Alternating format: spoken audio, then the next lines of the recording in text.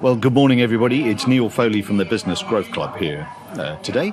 And really fortunate today to have an old friend of mine, Carl Rich of Goals-Based Financial Planning, who's a chartered financial planner. And how are you, Carl? I'm very well, thank you, Neil. And yourself? Yeah, very well, thank you. We're at the Centrum, which is part of the Norwich Business Park, so we're in their cafeteria area, so there's a bit of background noise, but hopefully you can hear us. What we're going to explore over the next half an hour or so is the difference between financial advice and the generic term and financial planning, which Carl specialises in, and also the difference between active and passive fund management. Does that sound like a reasonable deal? Yeah, absolutely. Okay. Yeah. So let's kick off with an easy one.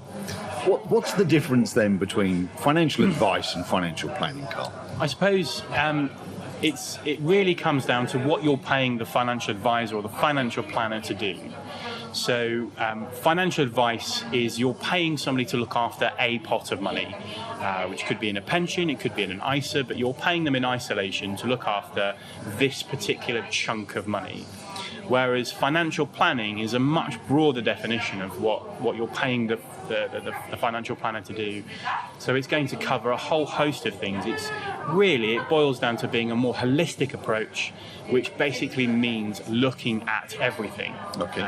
So it's making sure that clients can achieve their financial objectives rather than making a pot of money slightly bigger this year than it was last year. So I suppose that the cynic in me has tended to be that financial advice tends to be, if you've got some money, then I'm interested. Yeah, so from the financial advisor's perspective, and this comes back to the culture of financial advice and the financial services industry, not just in the UK, but internationally, the more money you have, the more interested a financial advisor is interested in talking to you. So the more money you have, the more interested a financial advisor is in talking to you. Basically because they'll get paid more for more or less doing the same amount of work. So one definition could be that it's about selling a product. That's the end game, is that one way or another I want to sell you a product from a product provider, rather than this holistic view of what your finances are. Because it might be that you actually don't need to invest any money.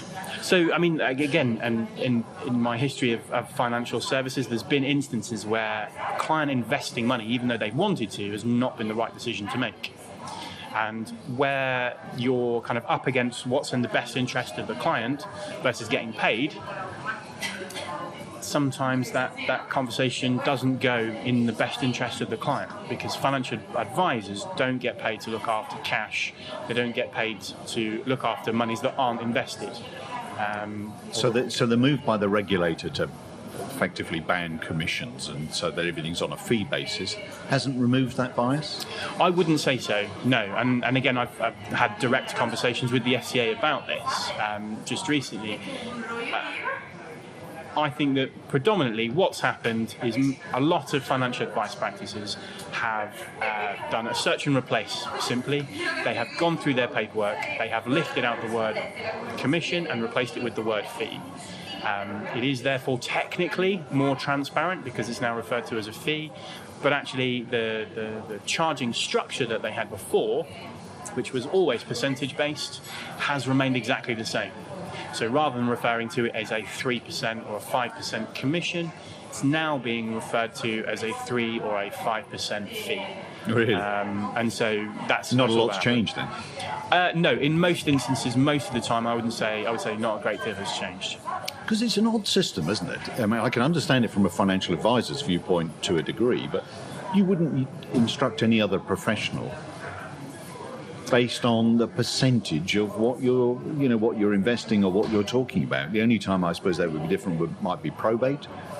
But even then, people prefer a fixed price for, I want a price for doing the job, don't I? Yeah, and I agree with you, and that's one of the principles behind goals-based financial planning. But I think as far as the industry is concerned, it's not just financial advisors, it is pervasive across the financial services industry, where percentages are being charged to clients everywhere. So it doesn't matter whether we're talking about the financial advisor who gives the financial advice, or we're talking about the fund manager who looks after the money and actually makes the investment decisions, or whether we then talk about things like product providers, like platform providers. Right across the board, they all charge percentages without exception. Right. The finding somebody that can do something on a fixed fee or a kind of an hourly rate or whatever basis that's not percentage driven is very, very rare. What's the logic then? I mean, I can see the logic from their viewpoint because it's actually presumably more profitable. Yes, and that's the logic behind it. That's it. I cannot see any other reason why it's done than for that. It's very, very profitable. It's also a very easy way. I mean, if you're sitting there talking to a client about investing £1 million, yeah, and you tell what sounds more expensive, this is only going to cost you 3% as a charge, or it's going to cost you £30,000. Yeah, now those two things makes are you exactly think, the same. But if you dress it up as a percentage, it makes it more palatable. But that would be extraordinary for the financial services industry to fudge things. And goodness me. It's a bit like capital units and accumulation units. Do you remember those days? Yeah. And do you still come across policies like that? So, I mean, there is one particularly large product provider who has what's called a bid offer spread, so the difference between buying price and selling price. And that can range to, well, normally it's around about 5%. Really? So that means that the client goes into the investment and instantly loses 5% of the value of their investment. Yep. And how they are able to get away with it, I don't know. It might have something to do with the fact that they've got approximately £80 billion worth of money under management, and they're obviously chatting to the FCA at an entirely different level to a conversation I would have with the FCA. Does seem extraordinary, doesn't it? Yeah, I don't know how they're able to do it, but they've been getting away with it for a very long time, and they're continuing to get away with it now. But I think that this is the problem with my industry. It's not just large companies, it's small companies. It's the mentality of this is what we've always done, and this is what we're going to continue to do. And nobody is making a concerted effort at any level within the financial services industry to change this. I suppose vested interest comes to play, doesn't it? Well, I've had conversations with the FCA about this, about looking at the pricing structure, but they've got so much on their plate, and they're quite frankly under-resourced. And with everything that's currently going on with final salary scheme transfers and all the hoo-ha that's going on there, it's they've got, frankly, enough to be getting on with. Having, again, spoken to the FCA, I know it's on their agenda, but it's not very high. And it'll probably never get to the top, will it? No, because frankly, clients don't really understand the damaging impact that taking a percentage of your funds can have, and therefore people aren't really making complaints about that as a particular issue. And because clients don't understand it, the financial services industry are happy with it, the regulator is happy with it. It's all quite cosy, isn't it? And I suppose it's the magic, as you said about it, it's the magic of compound interest, isn't it? But in reverse. The compound charges, isn't it, is over the lifetime of a particular investment or whatever, can be huge, can't it?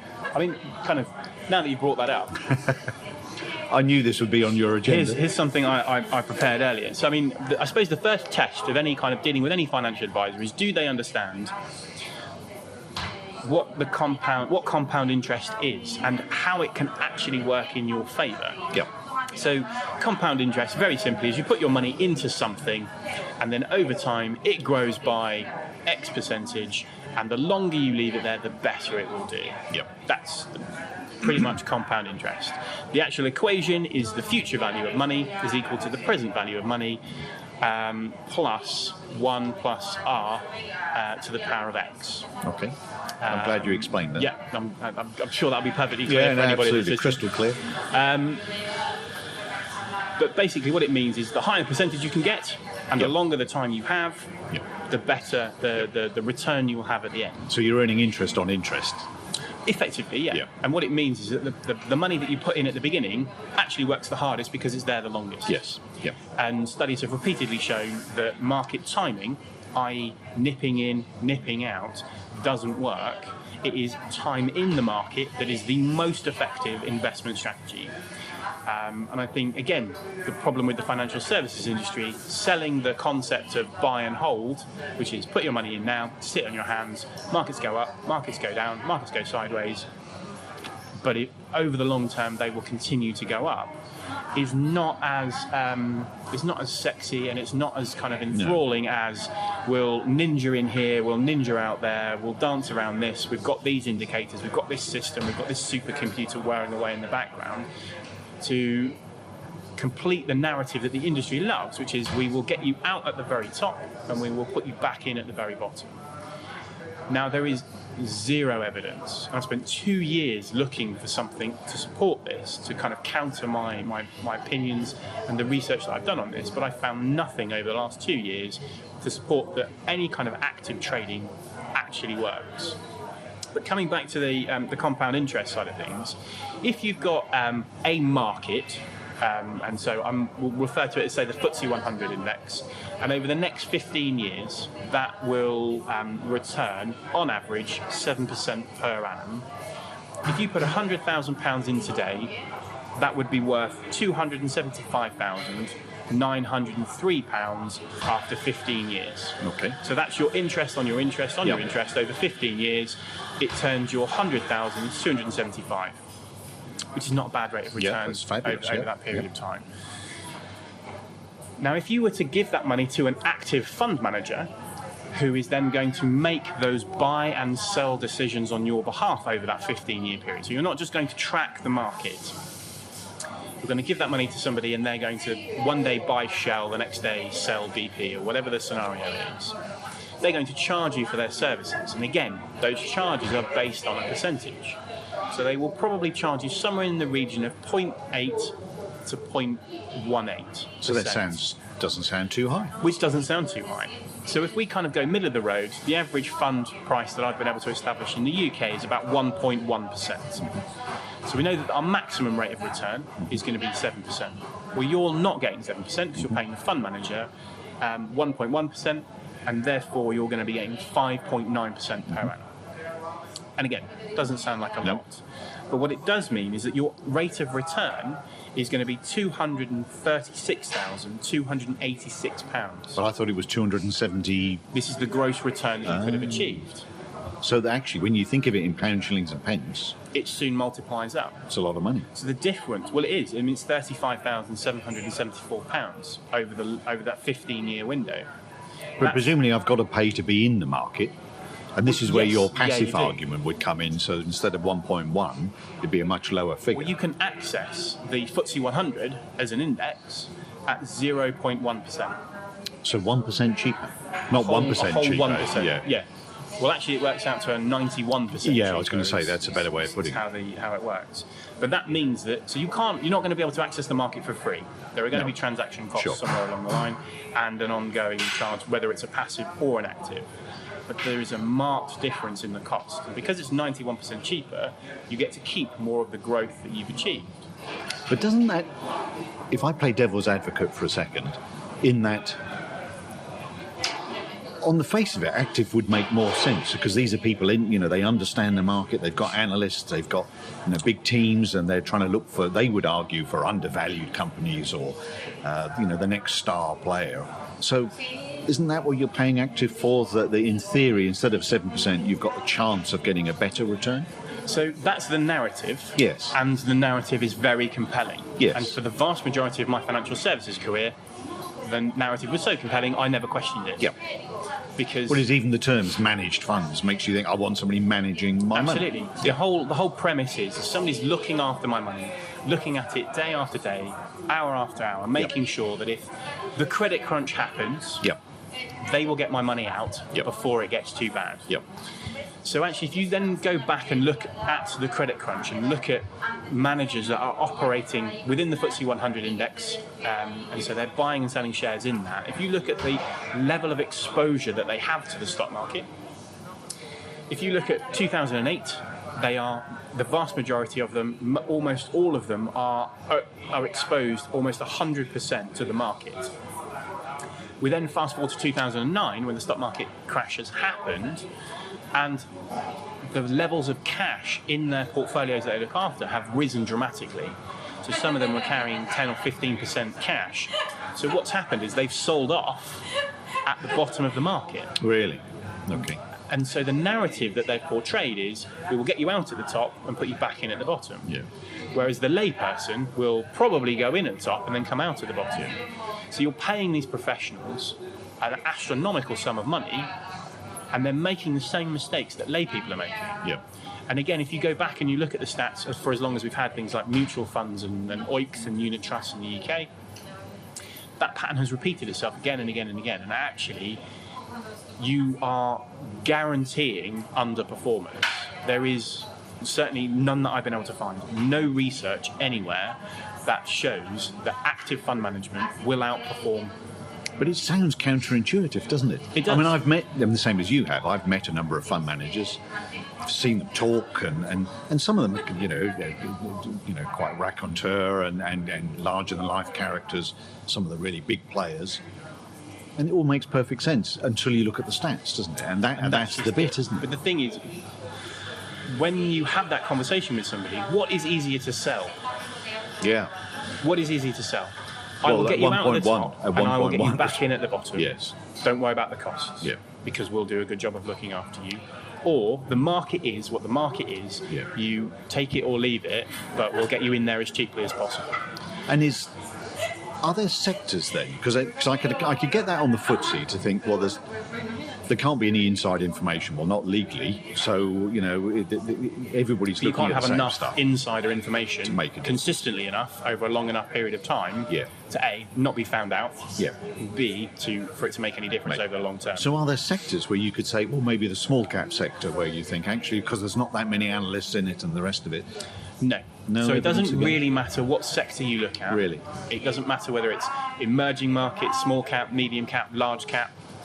It doesn't matter whether it's an established, a developed market, or whether it's an emerging Really? market.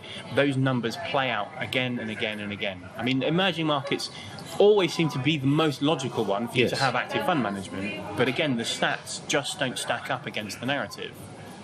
And of course, I know there's been some criticism of some of the CEOs and chair people of some of the really big companies, because actually what they're really good is selling a story, aren't they? Yes, and that's what you're buying. Yes, You're so buying, a narrative, aren't this you? As you narrative. said. Yes. But it's then understanding what they actually do with that higher percentage. Yeah. So part of the narrative is that the reason that they can get these better returns than you can be delivered by the market is that they spend an astronomical amount of money on research Yeah. and vetting this and interviewing CEOs and company directors and the whole nine yards that goes along with it. And I'm not saying that they don't do that, No, because that work they clearly definitely do that, goes yeah. on. Billions of pounds get spent on that every year. But what they don't tell you is how much gets spent on promotion and how much Yep. gets spent on advertising. Yep. And that, from the numbers that I've been able to determine, is somewhere between 40 to 60% of that AMC. Really. So that annual management charge of 1%, let's say half of that is being spent on advertising. Well, for whose benefit Yes. is that advertising? Yes. Because it's not for you, the client, No. who's giving the fund manager a £500 million advertising budget. It's so that they can then attract more funds. So we've still got a very opaque situation, haven't we? Yes. Because I remember in talking to Threadneedle at some stage about a commercial property fund, which they were very good at property, and I knew some of the managers there, and they were very, very good. But you could never understand the pricing No. because there wasn't a bid offer spread. But then you're thinking, yeah, but there's a 6% or a 5% stamp duty charge. So how can there not be this huge chunk of money disappearing somewhere, quite legitimately? And you end up, actually, I never got an answer, or never an answer I understood. No. To say, how does the unit price actually work? So it is that opaque thing again, because I know there's charges in there, but you can't identify them. No, I mean, commercial property is kind of on a slight tangent to what we're talking about, Yeah. in that it's immensely complicated. Yes, and then very you're talking, specialist. it's very, very, very specialist, and you've got huge buildings that cost hundreds of millions, billions of pounds that very rarely change hands. Yeah, and the market all knows each other, and it's very close Yeah, shop. absolutely. But with the stock market, Yeah. it's much more liquid. Yes. Things happen much quicker. And anybody can actively trade. Yeah. And they can have a whole host of buying strategies, of selling strategies. There are kind of like buying, sell in May and go away, and all of the different kind of rhetoric that comes from the stock market. But actually, again, if you go back and you look at the statistical significance of any of the patterns that people think are in the stock market, they don't work and they are not consistent. And if we follow the US, which we tend to do in lots of things, Yeah. would I be right in saying that passive is far more accepted and the norm in the US with the likes of Vanguard than over here? I would say that there's more of an appetite in the US for people to manage their own money. And Right, this okay. information about passive versus active is more readily available over there. Yeah. But I think they still have this same issue in that something in the region of about 80% of funds that go into the market are still going into active funds. Really, even in the US? So these are US Right, okay. figures that I've seen recently.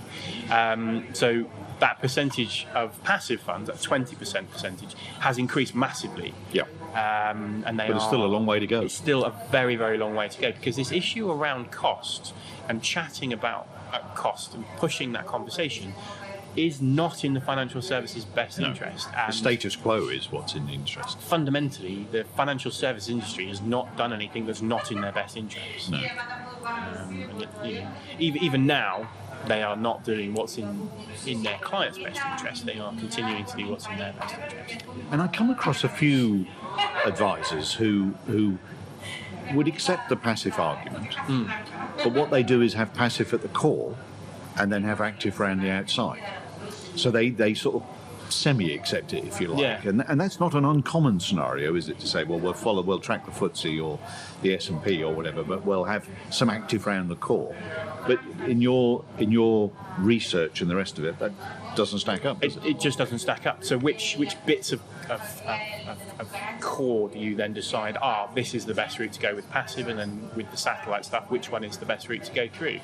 But then I would imagine that those types of financial advisors are going to then start putting clients into things like hedge funds, Yep. because of the argument around extra diversification and Yep. the correlation of investment.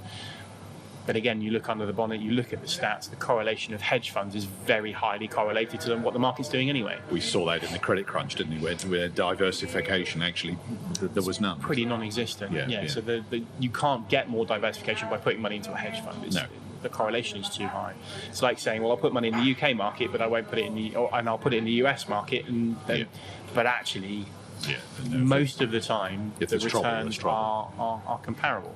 So thinking of goals-based then, if you're fundamentally doing things differently, saying there's well, explain to me what the difference is with goals-based compared to a traditional practice. So I think one of the first key things is then understanding, because this is how the market wants to work, and as much as I rail against it, the financial service industry is not going to change. No.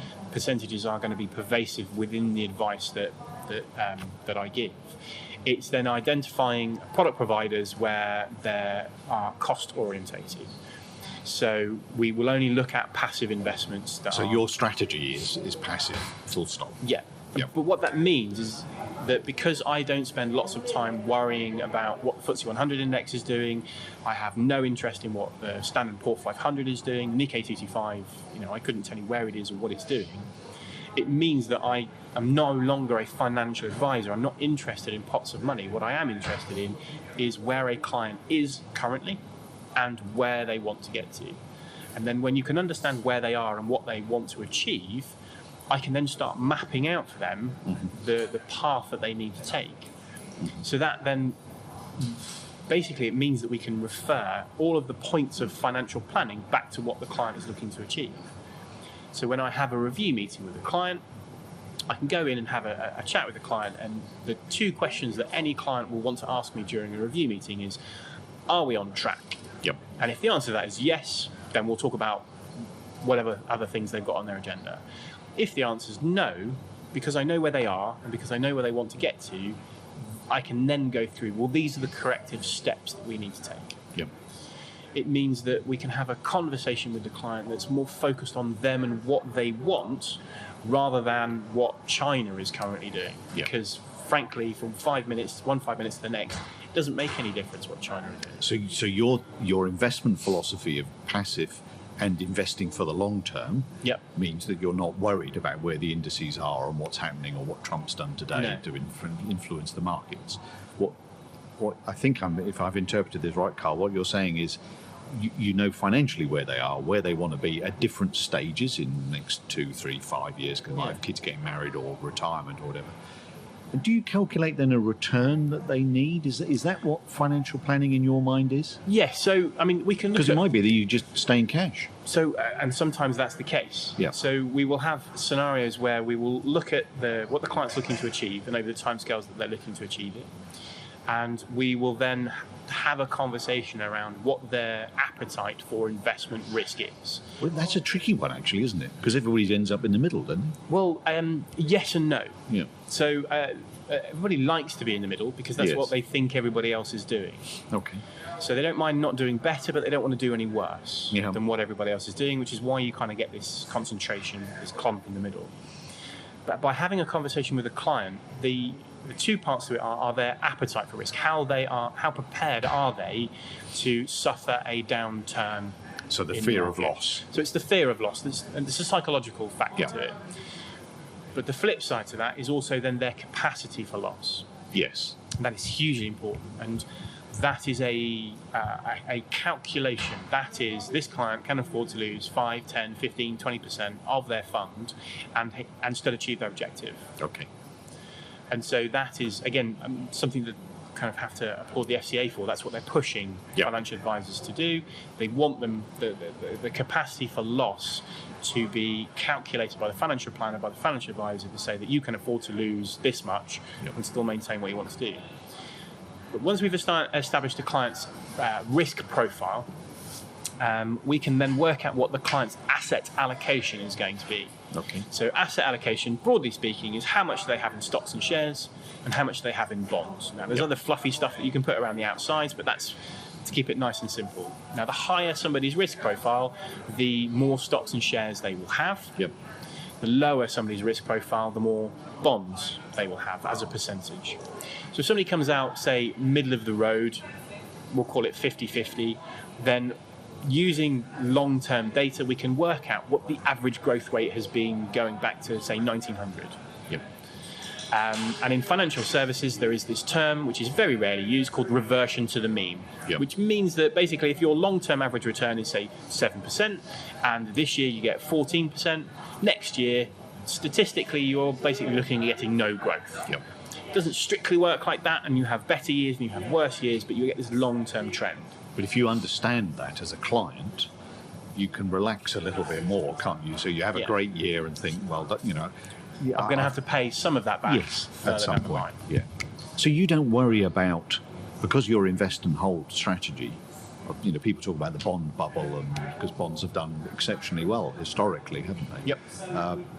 You don't worry about that at all in terms of saying actually it's going to revert to the mean at some point. No, again, because you're not buying a particular bond. Yeah. So you don't have to worry about that one bond popping.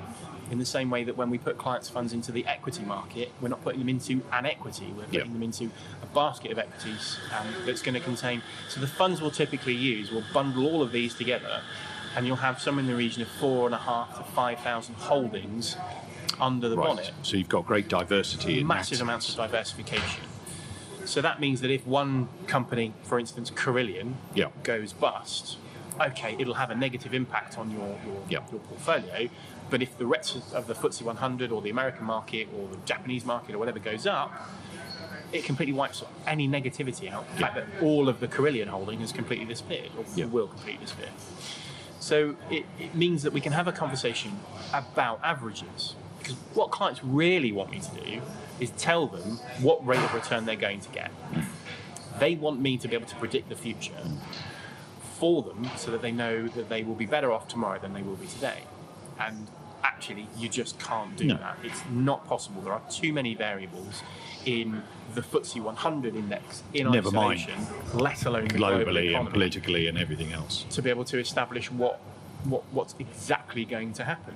Because in essence, what clients really want is, I just don't want to run out of money Yeah. before I peg it or before I give money to the children or whatever it is, isn't it? That's essentially it, isn't it? Yeah, so we can use a list of assumptions over growth rate, which is then tied back to their... What they actually need. And then what we can do is we can say, you will run out of money at this point in time here. So if we're talking about a retirement case, somebody will be in the accumulation phase, so they're building up their pot now, ready for retirement. So this is how much you need to put in. And then if you suddenly go from working to not working, which is less of an occurrence now, but you're going to retire at, say, 65, you'll have this pot of money, and if you carry on spending at your current rate, it will run out at, say, 85. Yep. If you then cut your spending by 50%, it won't run out at all. Yep. So you can then have a conversation with the client about what their retirement is going to look like. What do they want to achieve? And if you've got enough time, you can do something about it. If you haven't got enough time to do something about it, the client is then going to have to modify their lifestyle.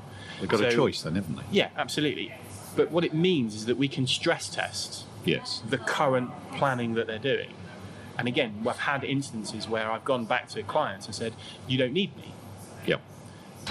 You have enough money to leave it in a bank account, and it will, if it generates no interest whatsoever, you can live on that. And we've stress tested it, and it's gone up to, say, 120 years. Yeah. So that means that that pot of money will not run out until they get to 120. Yeah.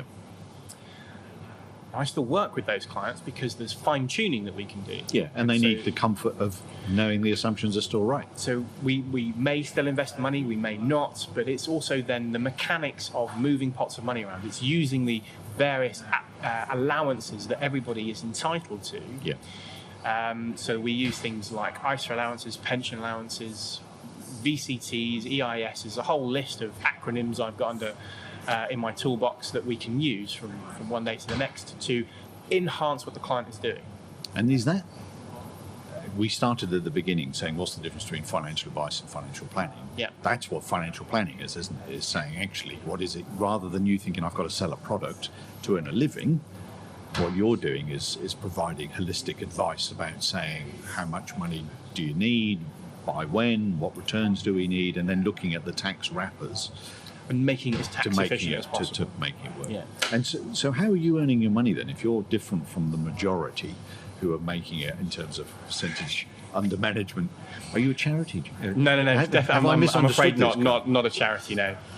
No, so we will charge fees for what we do. Okay. And those fees are time costed. Oh, okay. So what will happen is, if we were to be introduced to a new client, we'd have an initial conversation with them to see whether they are the right client for us, whether we're the right. Do you charge for that initial conversation? No, so there's no charge for that conversation. We're happy to kind of meet, have a chat about what it is that they're looking to do, and when they're looking to do it. And if I'm honest, because of the size of the business at the minute, we don't work with people we don't like. Absolutely. So if we don't get on, then we'll shake hands and we'll go our separate ways. After that meeting, and that meeting might stretch over 1, 2, 3, sometimes 4 meetings, so that we can really get to know one another. There's also, we would then agree with the client the steps that they want to take, the objectives that they want to achieve, the resources that they currently have at their disposal, and the resources that they want to have at their disposal, and when they want them. So when we've established all of that, we will then have effectively a shopping list of things that the client wants to achieve. We will then also take things like letters of authority. So a letter of authority would allow me to contact a product provider for specific information. So things like charges, where the funds are invested. And have you, at this stage, costed it from your viewpoint, so I know as the client what I'm getting involved in? So the client, we won't send off the letters of authority, and we will send them back a summary of what they've told us they want to achieve. And we have a rough idea of, basically, if it's this number of objectives and it's over this time frame and we have this much money to work with, you know what it's going to cost you roughly time-wise. speaking, I know how long it's going to cost me time-wise to be able to prepare the initial report. So that's when we then say to the client, well, look, this is what we expect the initial report to be. And then we'll send that to them. And then if the client then says, thanks, but no thanks, then we go our separate ways. Yep. If the client then is happy to engage beyond that point, we will then prepare the report. We will go and collect all the information. We will compare what they've told us versus what they have. We will also compare what they have versus what they want and what they're going to need in the future. And then we will prepare that in a report which is complex most of the time because of the amount of information that we have to disclose. But effectively, what we'll do is we'll put a list of the objectives at the front, and then underneath that, a list of the executive summary that says this is how we're going to achieve the objectives, and then all the details in the background. And clients will pay a fee to see the report.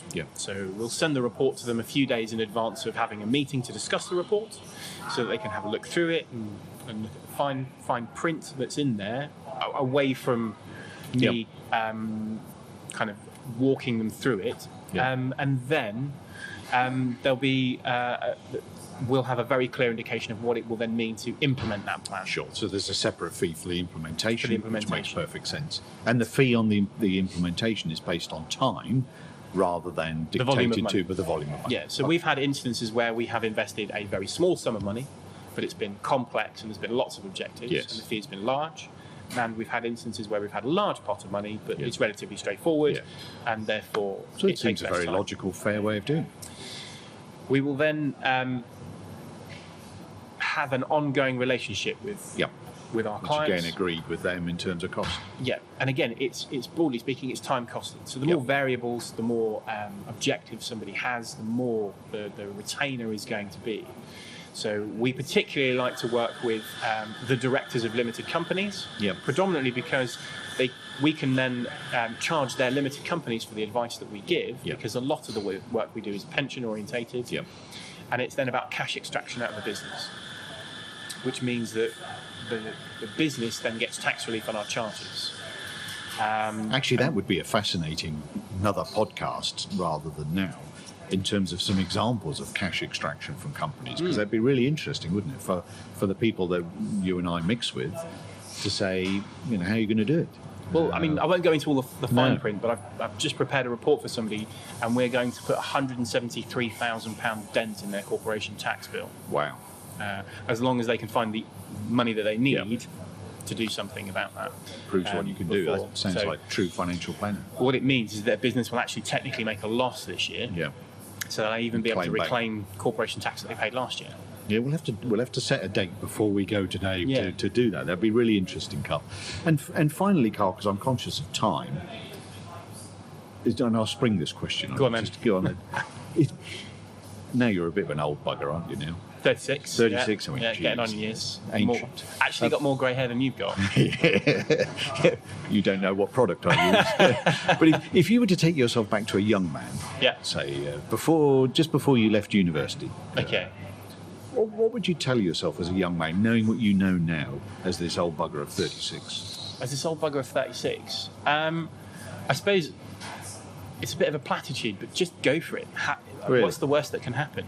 Yeah. Just crack on. Whatever it is you feel that you want to do, go and try it. And then if it works out, great. If it doesn't work out, you'll have learned a lot. There is no...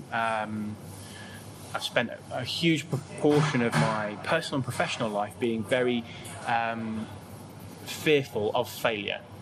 Okay. And actually, I read a book called Black Box Thinking, which subsequently led to a whole bunch of other books, and somebody called Carol Dweck, who's a professor at Stanford University. And actually, failure is the process that you go through to learn.